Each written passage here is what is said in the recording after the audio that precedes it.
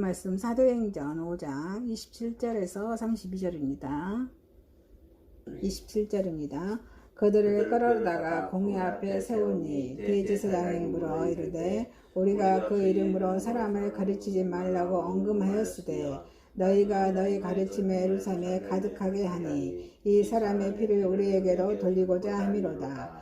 베드로와 사도들이 대답하여 이르되 사람보다 하나님께 순종하는 것이 마땅하니라. 너희가 나무에 달아 죽인 예수를 우리 조상의 하나님이 살리시고 이스라엘에게 회개함과 죄사함을 주시려고 그를 오른손으로 높이사 임금과 구주로 삼으셨느니라. 우리는 이 일의 증인이요 하나님이 자기에게 순종하는 사람들에게 주신 성령도 그러하니라 하려라. 아멘. 요한복음 21장 15절에서 19절입니다. 15절입니다. 그들이 잡아먹은 후에 예수께서 시몬 베드로에게 이르시되 요한의 아들 시몬아 네가 이 사람들보다 나를 더 사랑하느냐 하시니 이르되 주님 그러하나이다. 내가 주님을 사랑하는 줄 주께서는 아시나이다. 이르시되 내 양을 어린 양을 먹이라 하시고 또 두 번째 이르시되 요한의 아들 시몬아 네가 나를 사랑하느냐 하시니 이르되 주님 그러하나이다. 내가 주님을 사랑하는 줄 주께서 아시나이다. 이르시되 내 양을 치라 하시고 세 번째 이르시되 요한의 아들 시몬아 네가 나를 사랑하느냐 하시니 주께서 세 번째 내가 나를 사랑하시느냐 하시므로 베드로가 근심하여 이르되 주님 모든 것을 아시오매 내가 주님을 사랑하는 줄을 주님께서 아시나이다. 예수께서 이르시되 내 양을 먹이라. 내가 진실로 진실로 너에게 이르노니 내가 젊어서는 스스로 띠뛰고 원하는 곳으로 다녔거니와 늙어서는 내 팔을 벌리르니 남이 네게 띠뛰고 원하지 아니하는 곳으로 데려가리라. 이 말씀을 하심은 베드로가 어떠한 죽음으로 하나님께 영광을 돌릴 것을 가리키시니라. 이 말씀을 하시고 베드로에게 이르시되 나를 따르라 하시니. 요한계시록 5장 11절에서 14절입니다. 11절입니다. 내가 또 보고 들으니 보좌와 생물들과 장로들을 둘러서 많은 천사의 음성이 났으니 그 수가 만만이요 천천이라. 그 음성으로 이르되 죽임을 당하신 어린 양은 능력과 부와 지혜와 힘과 존귀와 영광과 찬송을 받으시기에 합당하도다 하더라. 내가 또 들으니 하늘 위에와 땅 위에와 땅 아래와 바다 위에와 그 가운데 모든 피조물이 이르되 보좌에 앉으시는 이 어린 양에게 찬송과 존귀와 영광과 권능을 세세토록 돌릴지어다 하니 내 생물이 이르되 아멘 하고 장로들은 엎드려 경배하더라. 아멘. 본문 말씀은 사도행전 5장 27에서 32절, 요한복음 21장 15절에서 19절, 요한계시록 5장 11절에서 14절 말씀으로 제목을 어린 양 예수님께 드리는 찬양, 어린 양 예수님께 드리는 찬양이란 제목으로 은혜를 받고자 하겠습니다. 첫 번째, 복음의 권능을 체험한 후에 어린 양 예수님께 찬양을 드립니다. 이 본문의 29절에 사람보다 하나님 말씀에 순종한 것이 마땅하니라 하셨어요. 사내들인의 저 2차 신문석상에서 사도들이 행한 그런 신앙의 고백입니다.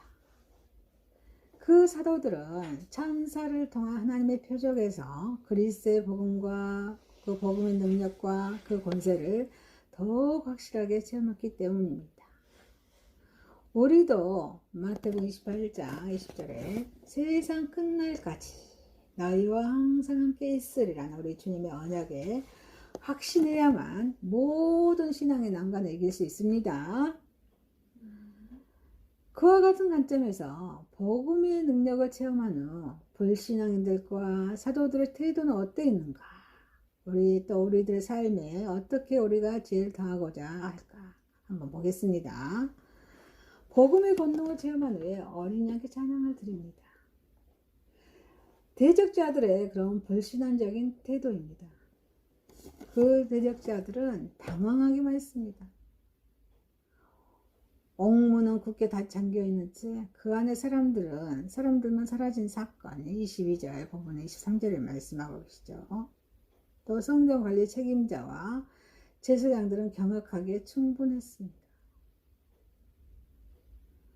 이 복음 전도를 방해하는 일에는 그런 감옥과 사슬도 모두 소용이 없음을 알고 그들은 당황했습니다. 사실 이런 초대교회의 깊은 기독교의 깊은 진리는 이 사도들과 성도들의 그런 감옥 생활에서 그런 창출되었습니다. 감옥은 오히려 하나님과 깊은 그런 교제를 제공하는 그 기회가 되었습니다. 복음이 팽창하는 권세에 또 이들은 당황했습니다. 예루살렘에는 벌써 수많은 사람들이 사도들의 전도를 받고 기독교인이 되었습니다. 그러나 그런 유대인 종교 지도자들은 복음의 그런 생생한 그 표징을 체험한 후에도 회개할 생각은 하지 않습니다. 오히려 자신들의 지혜에 대한 염려만을 일삼았습니다. 우리는 다시 한번 그 루가복음 16장 27절 31절에 하늘의 기적과 표적만으로는 불의한 사람들의 그런 안악한 그런 마음을 돌이킬 수 없다는 그런 주님의 교훈을 되새게 하겠습니다. 표적과 기적만이 그 안악한 심령을 돌이킬 수가 없습니다. 대적자들의 불신앙적인 태도입니다. 복음을 멸시했습니다. 그들은 매우 모욕적이었습니다. 또 이협적인 태도로 사도들에게 수치심을 주려고 노력했습니다. 먼저 그 사도들을 범죄자로 몰았습니다. 그래서 28절에 우리가 가르치지 말라고 언급하였던 이 명령을 범했으니 그들은 큰 죄인이라는 뜻입니다. 그리고 또 복음의 가치를 격화시켰습니다. 28절에 이 일은 너희의 그러한 이 사람의 피, 이것은 그리스도의 복음이 천하의 인간들이 만들어낸 사이비 이단 교리라는 그런 수준밖에 되지 못한다는 뜻입니다. 복음의 철레스, 그리스도의 신성과 속죄 사역을 모두 부인하는 말입니다. 그리고 또 복음을 매도했습니다. 그들은 사도들이 민심을 현혹해서 또 선동해서 그리스도를 죽인 자신들에게 보복하려 한다고 억지를 또 부렸습니다. 이와 같은 사실은 복음에 대한 사탄의 그런 쟁략의 전형적인 모델입니다. 복음의 권능을 체험한 후에 어린 양께 찬양을 드립니다. 자, 사도들의 사명적인 삶의 자세입니다. 사도들은 담대하게 행했습니다. 사도들은 천사의 도움으로 옥에서 나온 후에 곧바로 성전에 가서 백성들에게 복음을 전파했습니다. 복음의 큰 권능을 경험한 우리 사도들에게는 두려울 것이 없었습니다. 그리스도인들은 기적 속에 사는 존재들입니다. 하나님은 당신의 권능을 신뢰하고 행동하는 이들에게만 하늘의 표적을 보여주십니다. 우리는 이에 오직 하나님의 자녀처럼 믿고 행해야 합니다. 그래서 에베소서 6장 10절에서 13절에 그래야 우리가 사탄을 이길 수 있다고 말씀하고 있습니다. 자, 우리 사도들의 사명적인 삶의 자세로 믿음으로 또 행했습니다. 믿음으로 행했습니다. 사도들은 자신들을 또다시 체포하라 온 성전 경찰에게 순수히 응했습니다. 당시 예루살렘의 분위기와 성전 안에서 상황은 사도들 얼마든지 백성들을 선동하여서 사내들인을 정죄하며 항거하여서 종교 사회의 주도권을 차지할 수 있었습니다.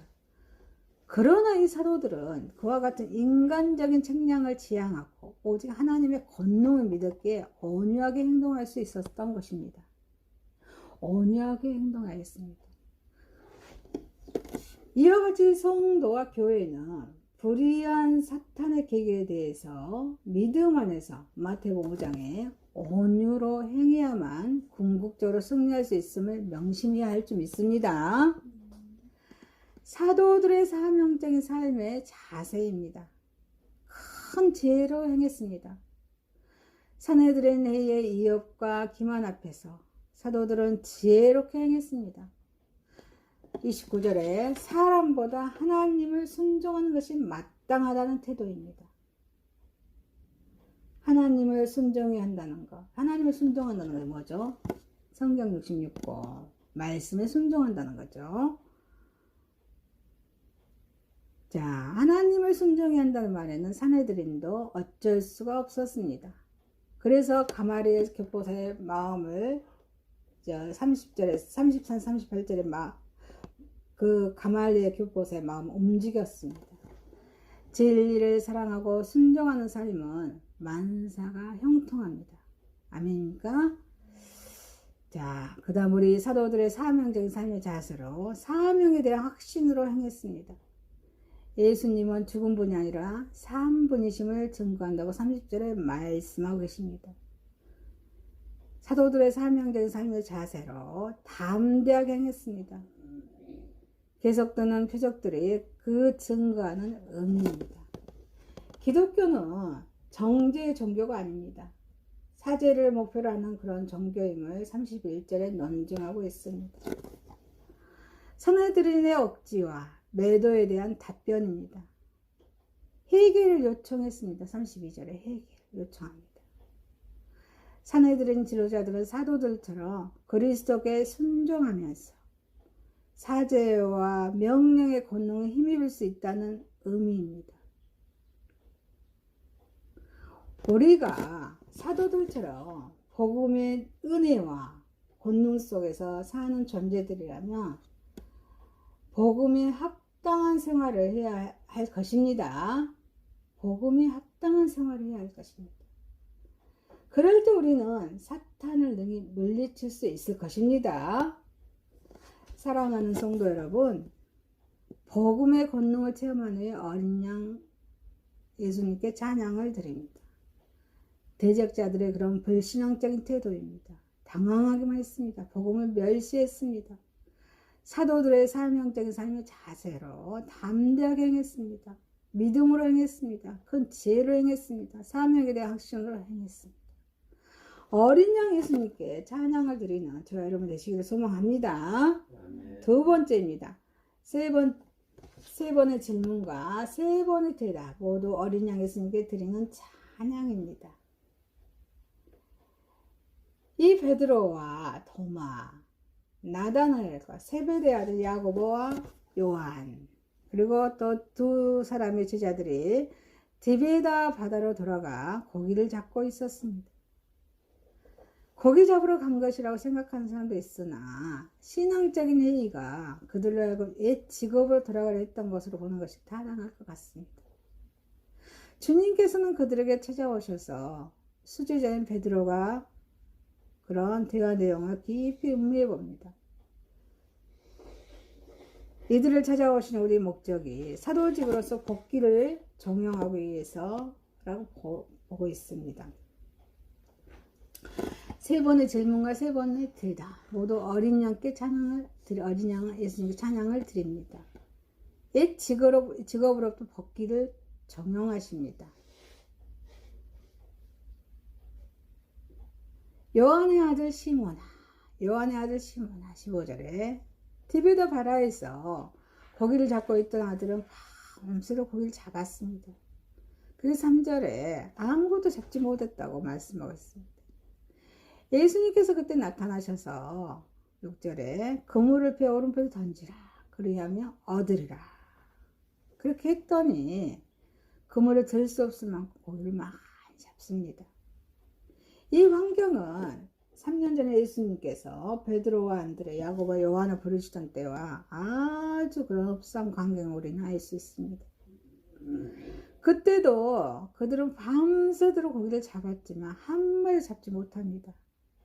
그래서 주님이 그 말씀을 따라서 그물을 던진 결과 그 그물이 찢어지도록 고기를 많이 잡았다고 누가복음 5장에 1절에 11절에 말씀하고 있습니다. 주님은 요한의 아들 시몬이라고 베드로를 부르십니다. 주님은 이 아침에 사도인 베드로를 만나고 계시는 것이 아니고 옛날에 그런 어부로 돌아간 어부 시몬을 만나고 계시는 것입니다. 예수님께서 베드로 이름을 이렇게 부르심으로써 그 베드로의 그런 태보한 그런 삶을 깨우치고 계십니다. 선택받는 자에 대한 주님의 변함없는 사랑과 연약한 인간성에 대해서도 우리 주님은 실망하지 않으시고 또 실망하지 않으십니다. 그리고 또 긍휼을 우리에게 주셔서 긍휼한 마음을 우리에게 주님께서는 주심을 우리는 발견할 수 있습니다. 이 직업으로부터 걷기를 정용하십니다.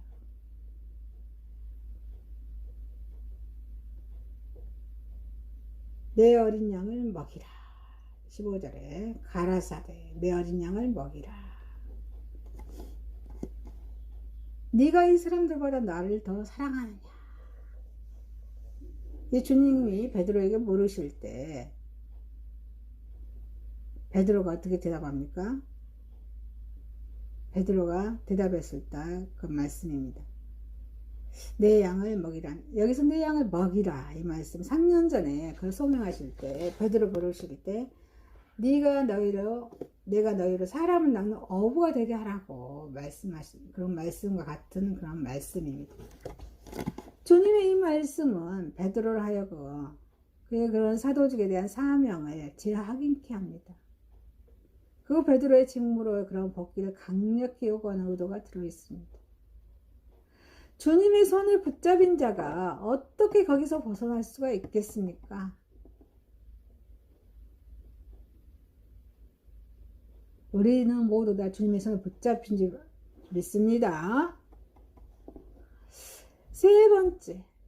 세 번의 그런 질문과 세 번의 그런 대답 모두 어린 양 예수님께 드리는 찬양합니다. 동요하는 신앙으로부터 회복을 정령하십니다. 세 번의 질문입니다. 15절, 17절에 네가 나를 사랑하느냐? 주님은 세 번이나 반복하십니다. 왜 그렇게 하셨을까요?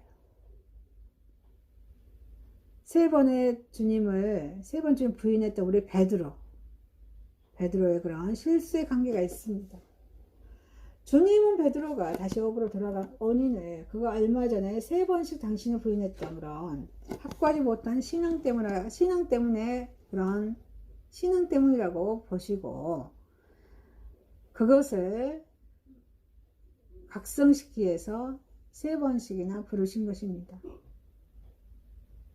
주님의 거듭된 그런 질문은 베드로를 당황하게 만들었을 것 같습니다.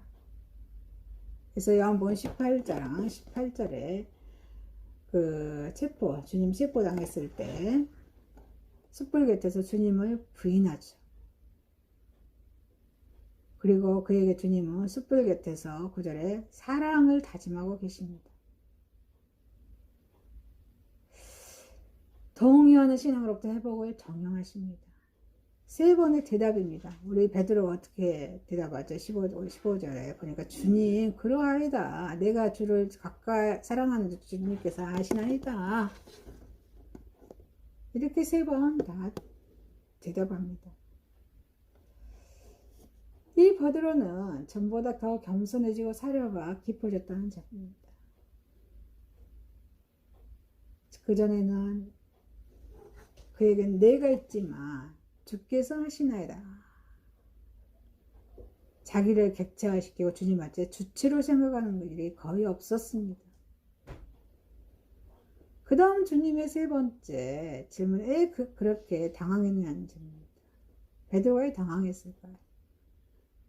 주님을 사랑하는 그 믿음을 주님께서 의심하고 계시는 것이 아닌가 그랬습니다.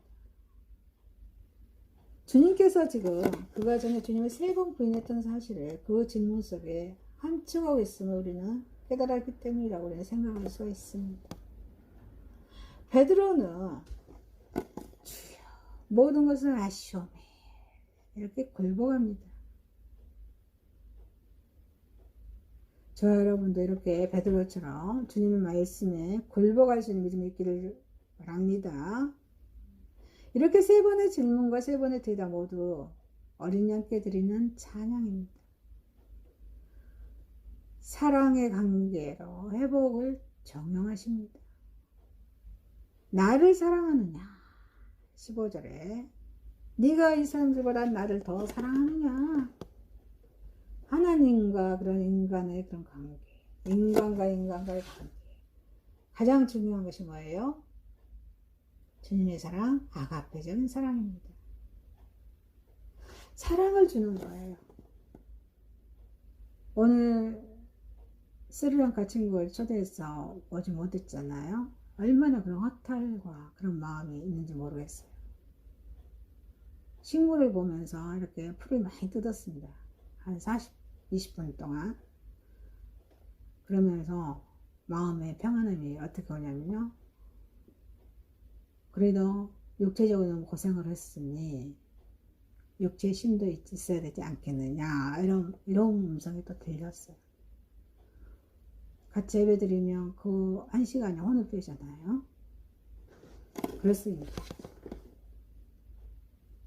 사랑이에요, 사랑. 사랑을 주는 거예요.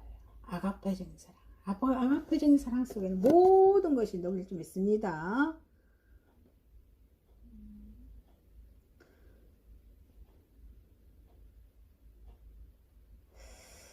사랑의 그런 관계로 그 회복을 정형하십니다. 내 어린 양을 먹이라. 가라사대 내 어린 양을 먹이라. 15절 17절 내 어린 양을 가라사 내 어린 양을 먹이라. 나를 사랑하는 자는 내 양을 쳐야 한다는 말씀입니다. 나를 사랑하는 자가 어떻게 물고기를 잡고 있을 수 있느냐 말씀입니다. 여러분, 자기 직업을 팽개치고 하라는 얘기 아니죠. 영혼이 살아나서 그 영적인 사역을 내에 맡겨진 그 환경에서 예수 그리스도 사랑으로 섬기라는 뜻입니다.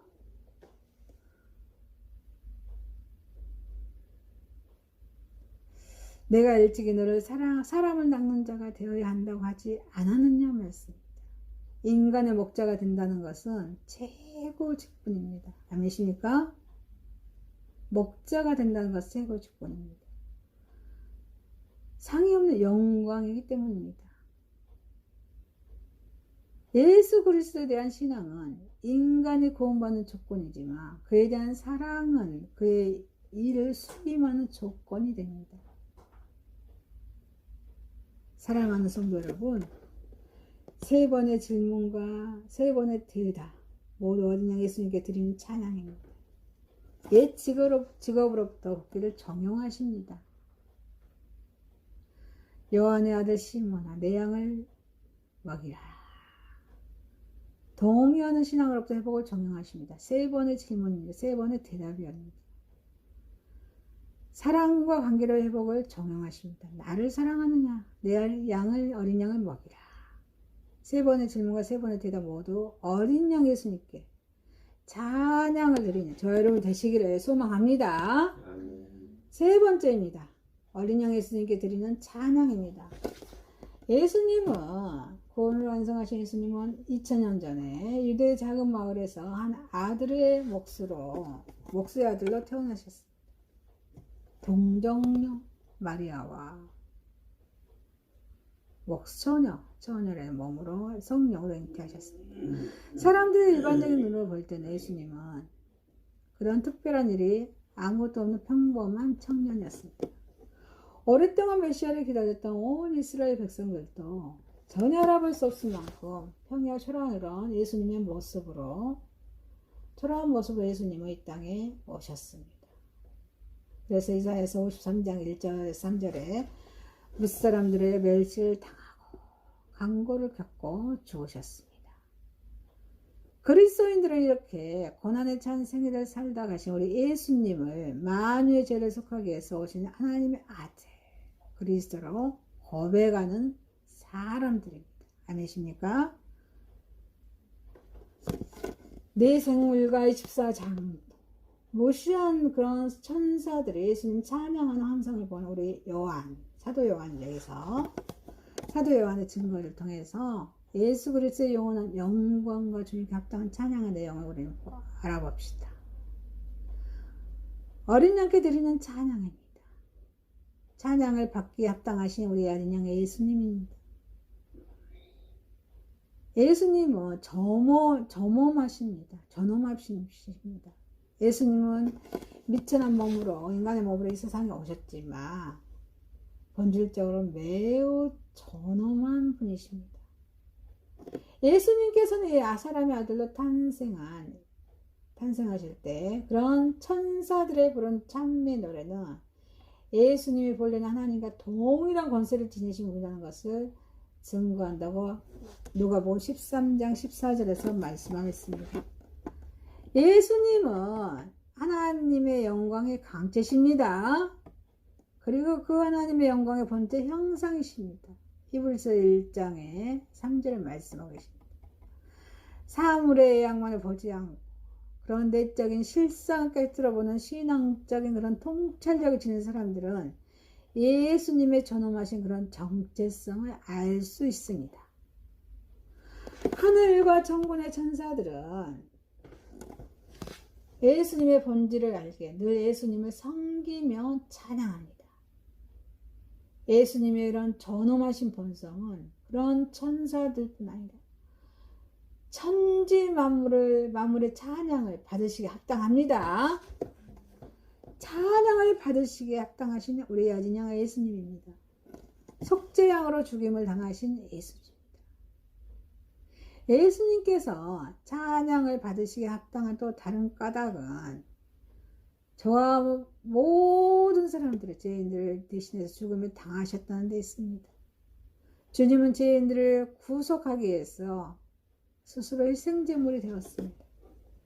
이스라엘의 가정에 임박한 그런 죽음의 재앙을 막아주기 위해서 유월절 사건이죠. 출애굽기 2장에서 2장 3절에 7절 그 유월절 어린 양의 그런 죽임을 당했던 것처럼 예수님은 제약된 인간을 구원하기 위해 죽임을 당하셨습니다. 예수님께서 지신 그런 오역과 질곡의 십자가는 범죄로 인해 인류가 받아야 할 죄값입니다. 주님은 그런 요한복음 1장 29절에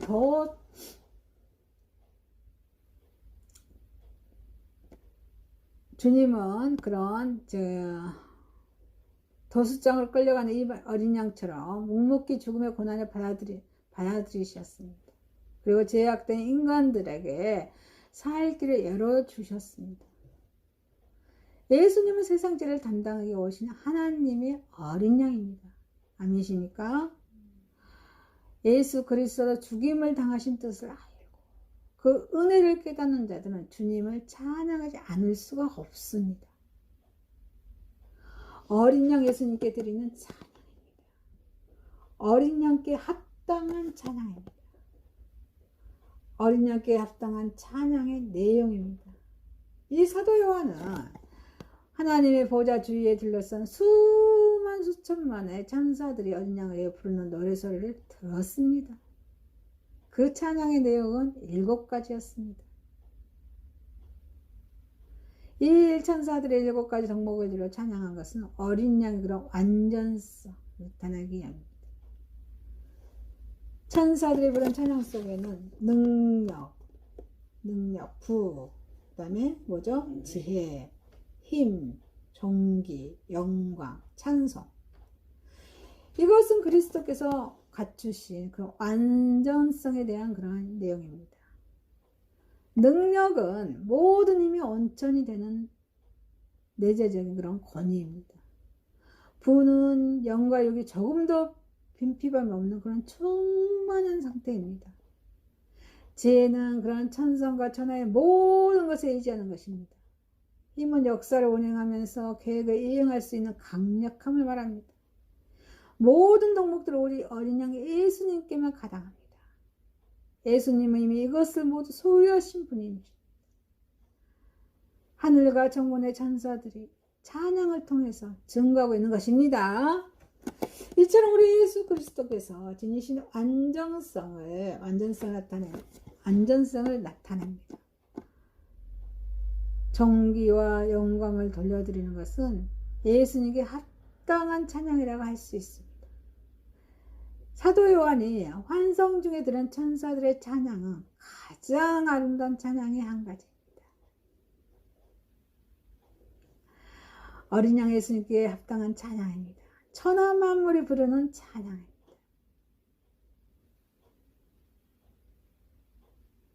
밖에 식물들도 보니까 다 춤추고 있어요. 찬양하고 있어요. 하나님을 찬양하고 있어요.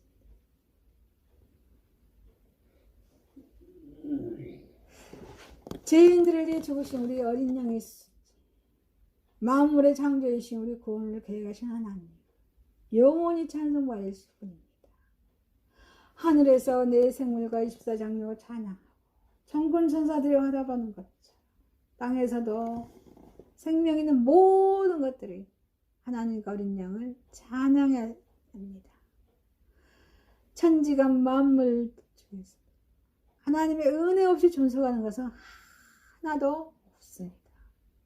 피조물의 패역함을 용서하고 구속의 은혜를 베푸신 우리 하나님의 자비로운 그런 섭리 가운데 인류의 역사는 이어왔습니다. 예수 그리스도를 알지 못하고 비방하는 자들조차 현재 생명을 영위하는 것은 우리 주님께서 은혜를 베풀어 주셨기 때문입니다. 그래서 온 땅과 만물들은 하나님을 구원을 계획하신 하나님과 구원을 완성하신 우리 예수 그리스도를 찬양해야 한다고 시편 66편 1절에 말씀하고 계십니다.